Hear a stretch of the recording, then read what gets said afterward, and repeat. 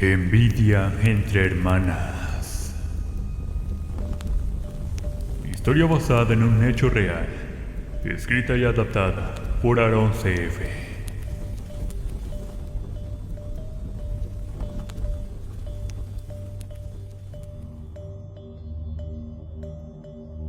Desde pequeñas, mi hermana gemela, Beatriz, y yo fuimos inseparables. Compartíamos risas, secretos y aventuras en cada rincón de nuestra querida Ciudad de México. No había día en que no nos divirtiéramos juntas, y nuestra complicidad era envidiada por muchos. Pero la vida tenía preparado para nosotras un giro inesperado. En un día ordinario, asistimos juntas a una conferencia sobre historia y espiritualidad. Entre el gentío, mis ojos se encontraron con los de una misteriosa monja española llamada Sor Agnes. Su presencia emanaba una calma sobrenatural, y algo en mí se sintió atraído hacia ella de manera inexplicable. Tras ese encuentro, Sor Agnes y yo comenzamos a conversar durante meses, sumergiéndonos en profundos temas de fe y trascendencia. Su sabiduría me envolvía como una neblina suave, y sin darme cuenta, me encontré reflexionando sobre mi propio camino espiritual. La decisión no fue fácil. Mi corazón se debatía entre el amor y la alegría que compartía con Beatriz, y el llamado que sentía hacia una idea de entrega y espiritualidad. Pero el destino había trazado un sendero claro para mí. Con el corazón en la garganta, anuncié a mi amada hermana mi decisión de unirme a la orden religiosa de Sor Agnes, en un convento lejano en España. Beatriz, aunque con el corazón roto, comprendió mi deseo de seguir el llamado divino. Hermana, si este es tu camino, entonces yo te apoyo con todo mi ser. Nuestro lazo siempre prevalecerá, a pesar de la distancia, me dijo con lágrimas en los ojos y una sonrisa valiente. Con profunda gratitud y tristeza, nos abrazamos una última vez antes de separarnos. Sabía que el amor entre nosotras superaría cualquier distancia, pero el peso de la separación se sentía abrumador. Con el paso de los días, mi corazón se dividía entre la emoción por seguir mi vocación y la añoranza por la presencia de Beatriz.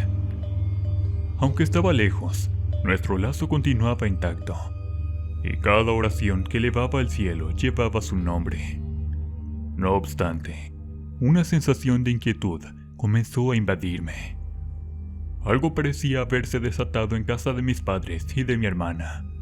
Sucesos inexplicables y presencias siniestras comenzaron a deambular en los pasillos oscuros y en las inmediaciones de la casa de que me vio crecer con mi hermana. La distancia no me permitía entender del todo lo que estaba sucediendo, pero sabía que debía mantenerme fuerte y fiel a mi propósito. A pesar de la distancia, Beatriz y yo estábamos unidas por un lazo indestructible, y sabía que nuestras almas permanecerían conectadas sin importar los desafíos que se presentaran. En el tranquilo convento de España, mi vida se había transformado por completo. Me encontraba inmersa en una rutina espiritual, guiada por los sabios consejos de un viejo sacerdote, el padre Damián.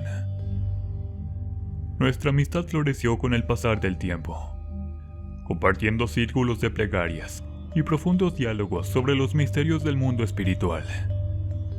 El padre Damián era una fuente inagotable de sabiduría y experiencias de vida. A través de él, descubrí los antiguos conocimientos que habían sido transmitidos por generaciones en la orden religiosa. Cada enseñanza, cada ritual, era como un portal hacia una dimensión desconocida que me intrigaba y fascinaba a partes iguales.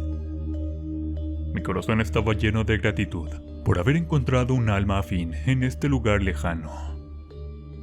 A pesar de la distancia que nos separaba, mantenía un fuerte lazo con Beatriz a través de cartas. Escribíamos con devoción, compartiendo nuestras vidas separadas por kilómetros.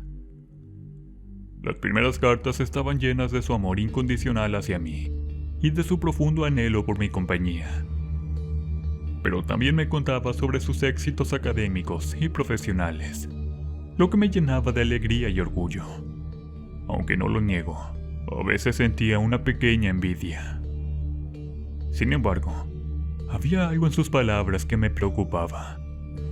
A veces, entre líneas, percibía una sombra de tristeza y depresión. Beatriz se esforzaba por ocultarlo, pero su alma gemela podía sentirlo incluso a través de las cartas. Aquello me inquietaba y hacía que mi corazón se apretara con preocupación. En una de mis conversaciones con el padre Damián, mencioné mis temores sobre el estado emocional de mi hermana. Él, con su mirada compasiva, me recordó que los lazos entre gemelos eran poderosos y que podía estar percibiendo sus emociones a distancia.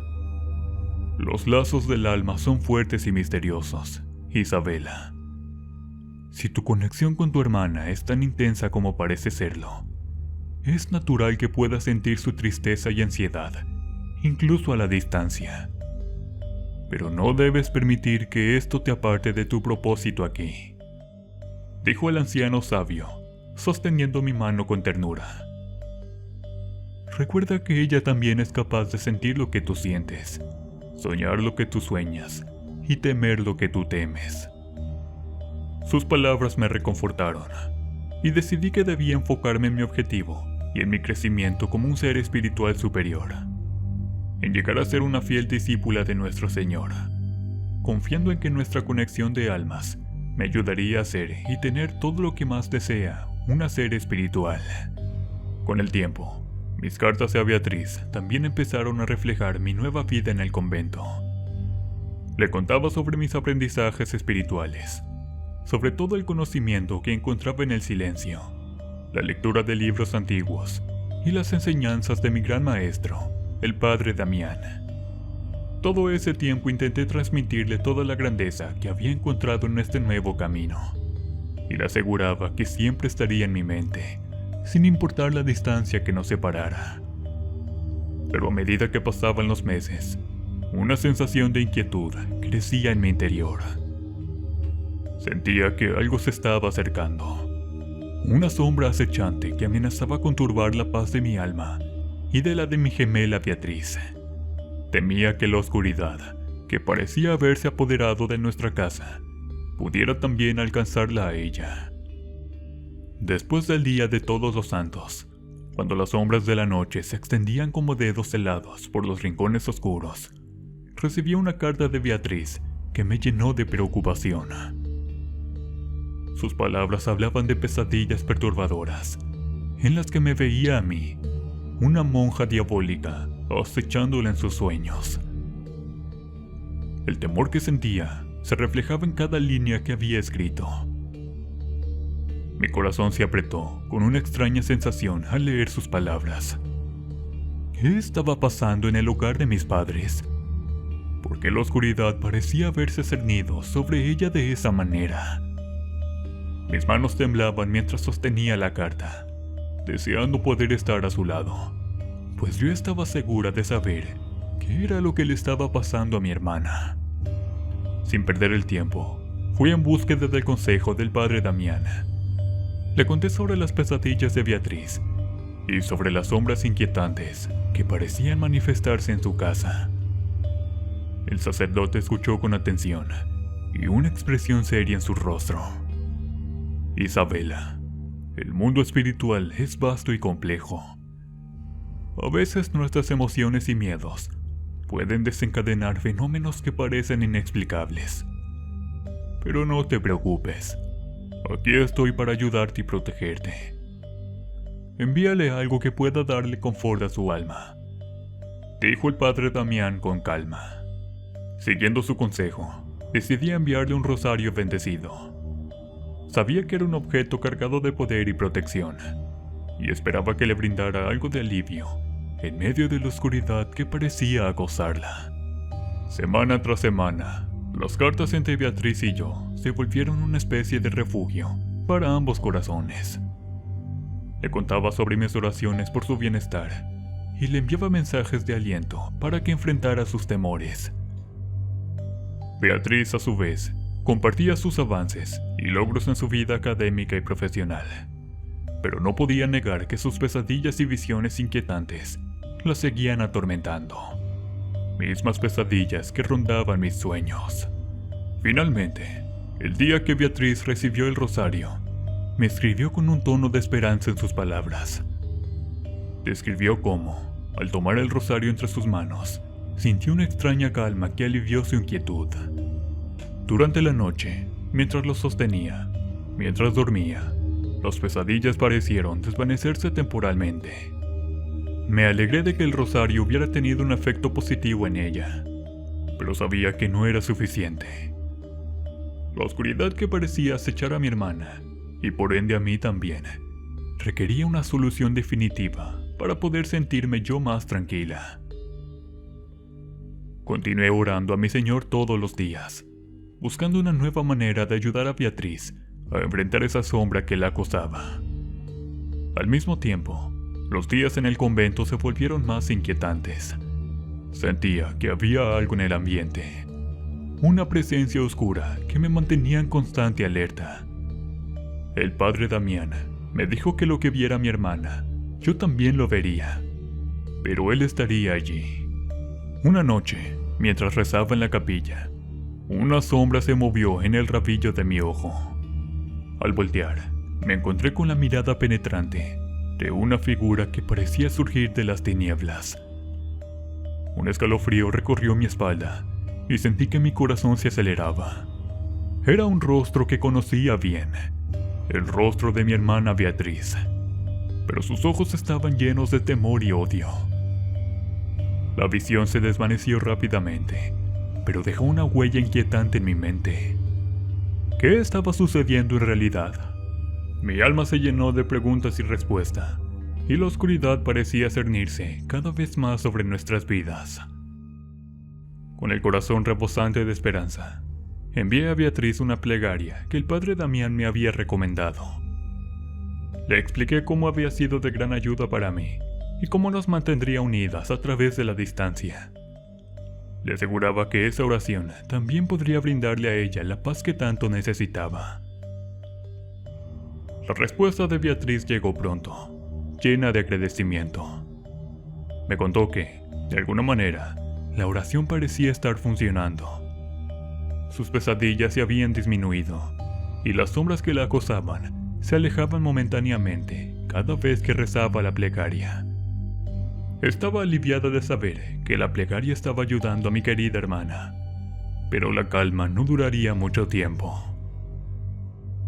Un día, recibí una llamada telefónica en el convento, algo que no estaba permitido según las reglas de la congregación. Era una voz angustiada, la voz de nuestros padres. Con voz entrecortada, me informaron que Beatriz había sufrido una embolia cerebral y que se encontraba en estado crítico en el hospital. El mundo se desmoronó a mi alrededor. Sin dudarlo, pedí permiso a la congregación para regresar a México y cuidar de mi hermana. Una extraña sensación de desesperación e inquietud me consumían, pero tenía que estar a su lado, para estar con ella hasta el final, hasta que la muerte nos separara. Al llegar a México, una sensación de adrenalina se apoderó de mí al ver a Beatriz en el hospital.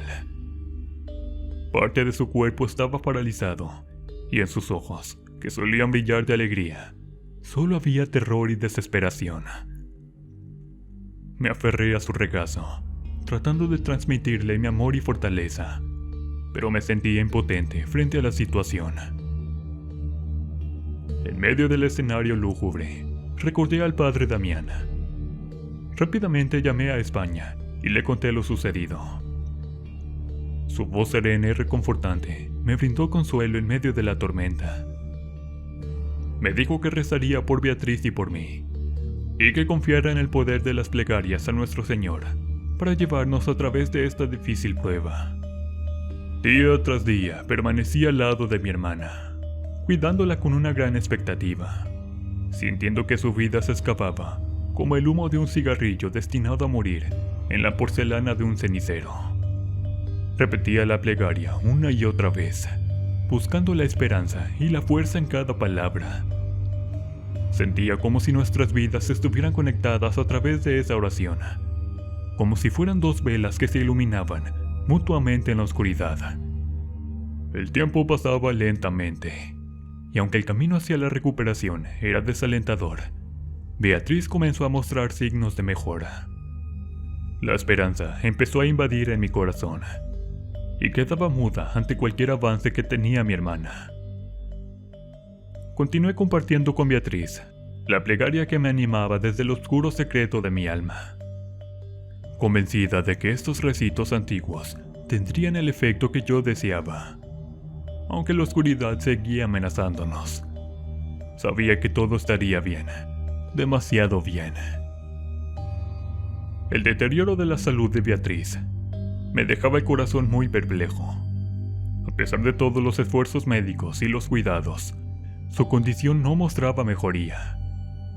Todo estaba funcionando, pero no como mi hermana lo esperaba. Decidí hablar con la congregación y dejar los hábitos religiosos. Mi corazón se llenó de dudas y confusión, pero sabía que mi lugar estaba aquí, recuperando todo lo que mi hermana me había quitado, mientras yo estuve como monja en aquel convento. No tenía ni un mes que había llegado a México, cuando mi vida personal experimentó un ascenso vertiginoso, como si el destino quisiera equilibrar la balanza. El éxito que Beatriz había tenido en el pasado ahora parecía manifestarse en mí. Los logros llegaban a mí con facilidad, y las oportunidades laborales se abrían como puertas ante mis pasos. En el ámbito personal, los chicos que antes parecían inalcanzables, ahora se interesaban en mí. Aunque estos éxitos me llenaban de gratitud, también me atormentaban. Cada logro alcanzado era un recordatorio doloroso de todo lo que Beatriz, ahora postrada en cama, me había quitado. Ella no merecía esta prosperidad. El gran carnero la estaba pudriendo en el hospital. Hipócrita y religiosamente, la visitaba en el hospital, incluso cuando sus palabras habían sido silenciadas por completo, y solo podía comunicarse a través de miradas llenas de dolor. El tiempo pasaba inexorablemente, y Beatriz seguía deteriorándose sin tregua. Mi alegría al ver a mi hermana sufrir se enroscaba en mi pecho como serpiente venenosa. Mi odio por ella me impulsaba a permanecer a su lado, para ver cómo sufría. Nuestra conexión espiritual seguía intacta.